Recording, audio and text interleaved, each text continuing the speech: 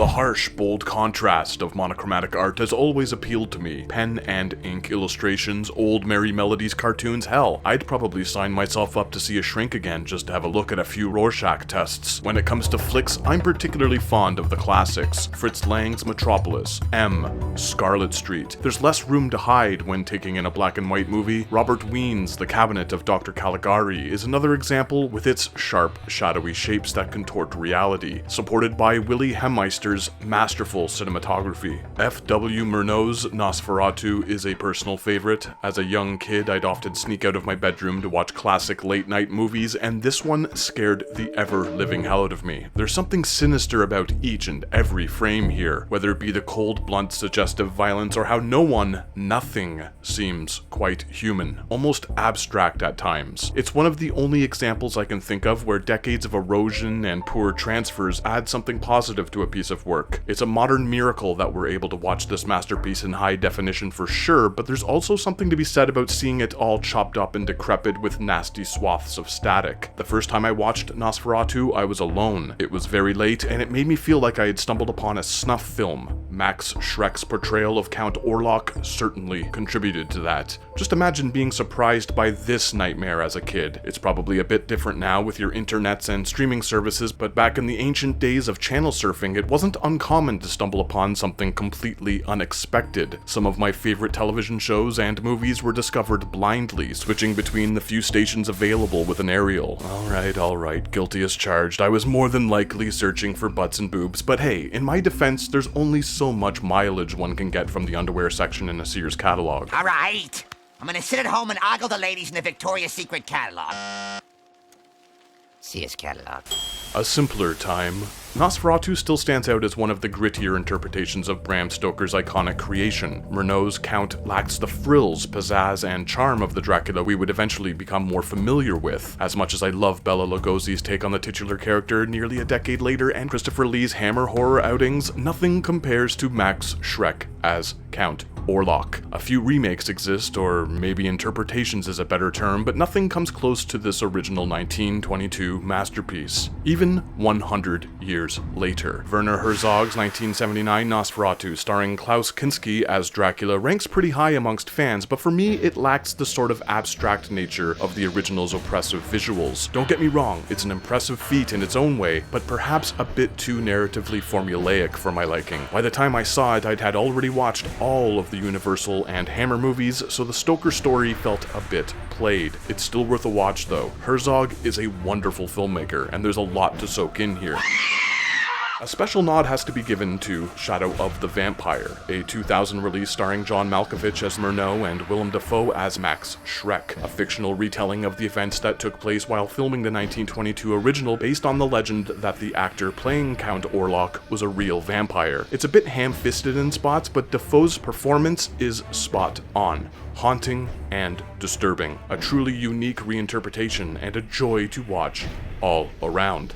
Why him, you monster? Why not the script girl? The script girl. I'll eat her later. Personally, I've never been a fan of remakes, especially when it comes to classics. Carpenter's The Thing and Cronenberg's The Fly are exceptions, as they are recreations of cheesy B-movies, but masterpieces like Psycho should have gone untouched. Recently, it has been announced that a new Nosferatu is on its way, and I'd have chosen to ignore it if not for the director attached. Robert Eggers got his start with Nosferatu back in his early stage play days, and I think he has the ability to breathe new life into this 100-year-old vampire. The trilogy he has created up to this point shows a writer and director at his peak with a clear, concise eye for silent cinema. The Witch, The Lighthouse, and The Northman are some of the best movies I've seen in recent years. The Lighthouse especially showcases the filmmaker's knack for creating tension through visual storytelling. I'm still a bit trepidatious, but if another Nosferatu needs to be made, there's no one I'd prefer to see in the director's chair. Clearly I have a lot of reverence for the original, and as a weird kid obsessed with old movies, I found it shocking to see a video game with the Nosferatu name advertised in magazines in the 90s that eventually, after years of hype, I found at my local rental shop. Werewolves, orangutans, and a slick, suave, modern-looking vampire antagonist dressed in fancy garb. Nosferatu this is not, but hey, it was a spooky game on the shelf, and rentals only cost a few bucks for a weekend at the time, so I gave it a shot. And oh boy, using the Nosferatu name here is straight up bizarre. I suppose they couldn't call it Dracula, as Konami had dibs on that with a humble little series they created way back when, but Nosferatu? Who were the target audience for this thing? Film junkies obsessed with silent, artsy 70-year-old properties? What's next? Schindler's List the dating sim? A first-person Citizen Kane point-and-clicker? Or how about a 16-bit Wizard of Oz platformer? Oh yeah, alright, Seta.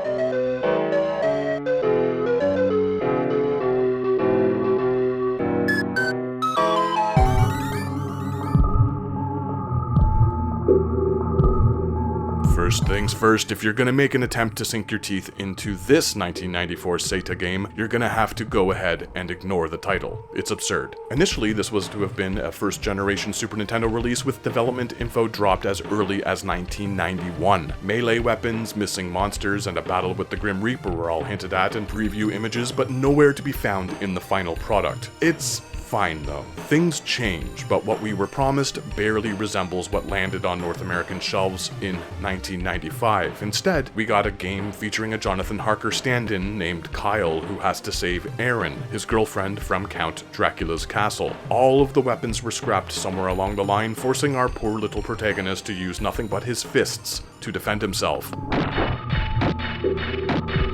Poorly. In one word, Nosferatu, the video game, is sloppy. First and foremost, this is an action platformer styled after Prince of Persia and Flashback with light puzzle elements. Basically, you're expected to navigate 6 interior locations under a strict time limit before a clumsy boss battle that usually takes place outdoors. Grays, browns, and sickly greens. These largely indiscernible environments, backgrounds, and textures make up the bulk of the game, but there are brief moments of beauty displayed when Kyle gets a chance to battle it out against a big bad. These sections are stunning with gorgeous artwork and effects, but sadly the encounters they lend a backdrop to go from bad to miserable. To be fair, there are some great ideas here, such as the moon gradually becoming fuller as this man transforms into a werewolf, the creative detailed animations of all the bosses in general, or how Terry Gilliam's Monty Python foot plops down during the rock monster duel. Rock monster? For every well-designed effort, there's at least one negative though. On a more subjective note, I can't stand grabby enemies that disable my controls in any game, which makes this zombie battle so incredibly obnoxious for me. And this fog monster requires pixel-perfect dodging when its head turns into a projectile, something that the slow, deliberate movement speed of our main man Kyle struggles with, which brings me to the point I've been kind of putting off: the combat, or should I say, the controls in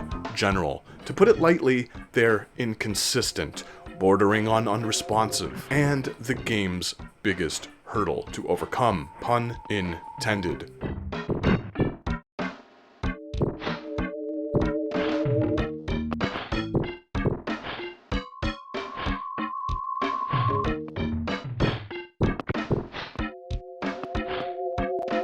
You'll need to get very familiar with Kyle's idiosyncrasies in order to get anywhere. Oftentimes, it feels like I'm exploiting the environmental traps and enemy AI to progress. With all of the available face buttons on the Super NES controller, Seta decided to only use 2, B and Y for jump and action, respectively. The latter performs every single attack, of which there are a handful because red crystals increase the amount of moves your arthritic monster-mashing man can perform. Sounds pretty straightforward, yeah? I mean, collect the goodies, kill more baddies, but no, there's a catch. Because every time something, anything so much as looks at you the wrong way, our finicky little friend drops one of these fragile fragments, resulting in a permanent power debuff. Conceptually, this could have been a clever mechanic if the gameplay was reliably functional, but it isn't.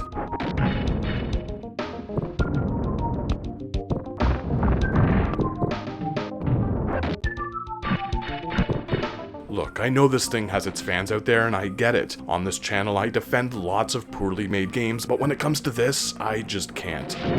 When control inputs only work 99% of the time, your video game is fundamentally broken. A lot of titles of this ilk feel stiff due to the exaggerated animations, but in a good one of these, a specific rhythm can be found. a sweet spot. That's simply not the case here because Kyle refuses to cooperate, which is a staple of these types of deliberate action adventure titles, but I'd argue that it feels more egregious here due to how cramped everything feels. A hefty amount of trial and error is required in Prince of Persia, Flashback, or even No Escape, but I'd argue that all of these feel less frustrating due to the amount of space available for movement. Here, all of the traps are packed in tight, with fewer open areas to set yourself up, or even consider a strategy. It doesn't help that these developers often drop enemies into the mix out of nowhere, leading to more cheap gotcha traps for first-time players. Take this hallway for example. You're expected to sprint through this gauntlet packed with baddies who appear out of nowhere, only to be greeted by a quick, moving aerial foe. Memorization of this sequence is absolutely necessary. There's no way of getting around it. Not only do the spooky ghouls burst from the floors and ceilings with zero visual warning, but the eyeball at the end requires lightning-fast reflexes to avoid. It's impossible to successfully get through this without taking damage, and this is only one example. All of the stages are littered with instances like this. It's clear they were going for jump scares, and while I think they're effective in most instances, it comes at the cost of fair, fun gameplay. A simple way to circumvent these cheap instances would have been to eliminate damage and crystal loss during these sequences, even if it were just for the initial attack. It's way too harsh losing a combat perk to an unexpected trap, especially since Kyle's lower level strikes are about as useful as naughty language against even the lowliest enemy tiers. The time is pretty tight, and all of these areas are mazes packed with puzzles. Simple puzzles, mind you, but there's very little wiggle room. Most of the traps and hazards peppered throughout require careful, well-timed movements. More often than not, these rely on the slide maneuver, which can only be done out of a full sprint. Tapping a direction twice makes Kyle run. See Kyle run. Simple enough, but sometimes he's just like,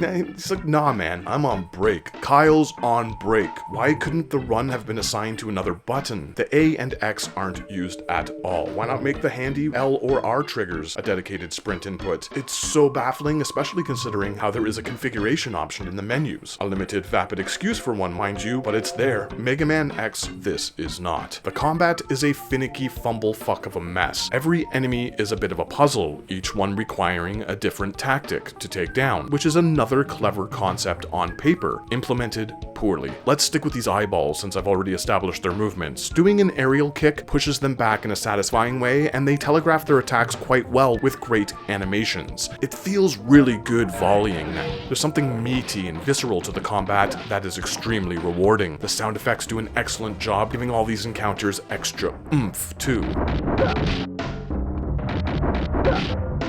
My problem isn't with the rote nature of these fights, it's more in how haphazardly the enemies are dumped throughout the 6 stages. In most cases, I found myself cheesing the AI or straight up avoiding these confrontations altogether. The jump button is more reliable than the action input, so more often than not, I just hop around like some sort of deranged Easter bunny on bath salts, ignoring the shoddily placed monsters. It's also a lot more generous than other games like this, as your character rarely misses a leap over a pit. If you're a bit short, he'll reach out to grab a ledge easily, and there are some pretty forgiving invincibility frames while climbing in most instances. Kyle goes into a fighting stance when a threat closes in, which is fine and all, but he rarely tracks an enemy properly, forcing a dissatisfying amount of D-pad gymnastics. While his dukes are waggling in this 1950s amateur boxer style pose, it's easier to close the gap with a foe quickly, but it's tough to gauge the distance correctly, resulting in him overshooting the intended target and ending up on the other side, facing the opposite direction in a lot of cases. It's a bit tough to explain, but my point is that this could have been handled so much better. The ideas are all sound, and it's easy to see what these developers were going for, but ultimately the combat falls flat on its face due to how loosey-goosey everything feels. Another example of a terrific idea marred by incompetent programming. The Western version includes unlimited continues compared to Japan's lowly limit of 8, but you'll still get a garbage ending if you die more than 7 times, and when I say continues, I actually mean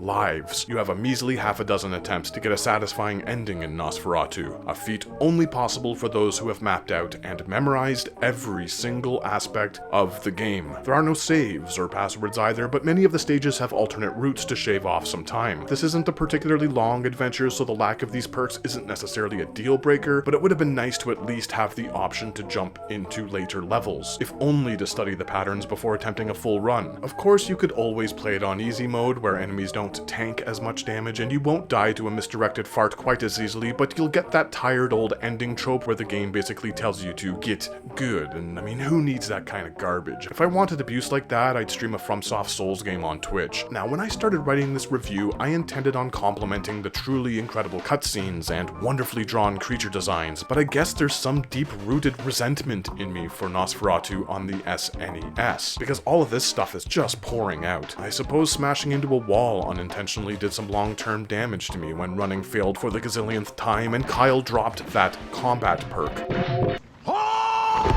Red crystals allow more fighting styles, green ones replenish health, blue extends the life bar, and an hourglass puts more time on the clock. A total of 9 red crystals can be collected to level up your moveset before they get repurposed as green ones. All of these perks can be nabbed from Victorian-era jewelry boxes strewn throughout the game's murder dungeons, even though this is supposed to be set in a more contemporary time period. I don't know, who knows? These developers didn't seem to know what in the hell was going on. I do know that you'll want to continue pushing up when gathering loot from one of these kits, as there's often more than one item inside. Something I didn't realize until my third painful playthrough, but that's on me. I guess this is the Dark Souls of Prince of Persia ripoffs, only instead of having to continuously click the chat prompt to bleed a conversation dry, you'll need to press up to get to the bottom of a goodie case. If modern gaming reviews have taught me anything, it's that everything must be compared to the Souls series, right? So, a lot of these caddies also include useful crystals and are oftentimes tucked away in optional rooms or off the beaten path, making them rewarding to stumble upon. Sometimes, like Dark Souls, these are filled with Ghostbusters specters, but there's no way to identify them. Let's not beat a dead horse though. The game is cheap and wants you to lose. If that wasn't enough, there are gem-eating demons who hop around, but honestly, they're not much of a threat, though it is possible to get locked into a loop where an enemy stun locks Kyle. Just sit back and watch as those crystals pop out of him like some sort of useless denim-draped piñata. I love it. Oh, and bumping into a wall often forces one to drop as well. It's really quite wonderful how everything is stacked against the player, but hey, at least the animations are well done. Just look at these great looking monsters, and my god, these outdoor regions really do look terrific. Really,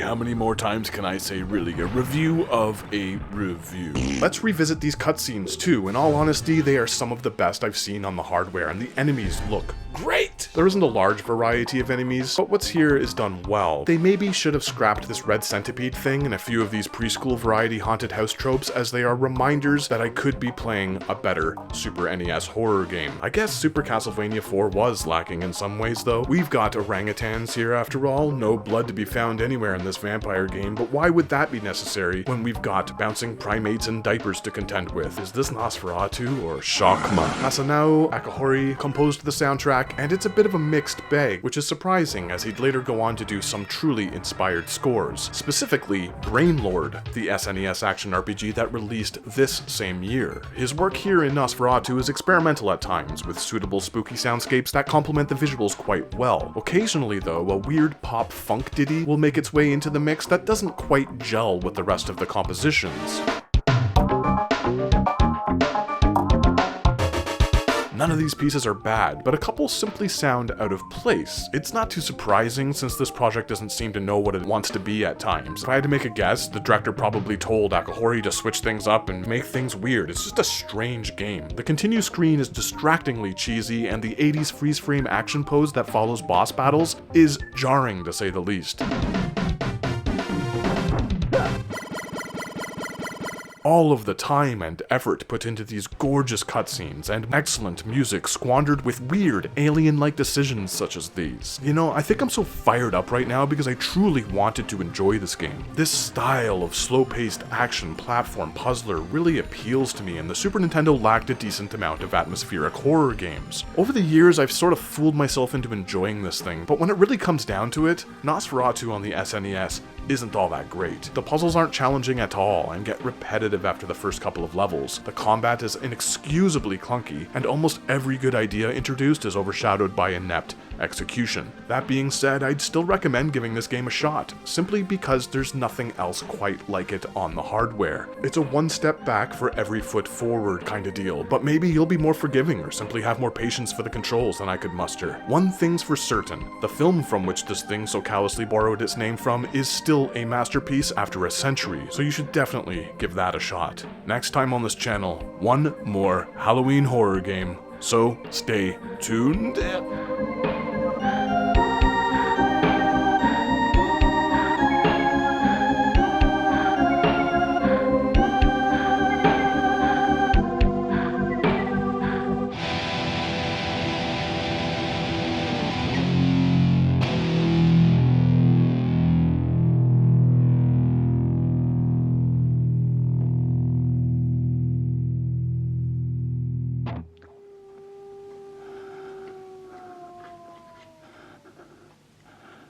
Listen. Listen. The children of the night make their music. What music they... Come on, you boys, to went through here. How we got to the woods last year, into the same we jumped out of. These are in a big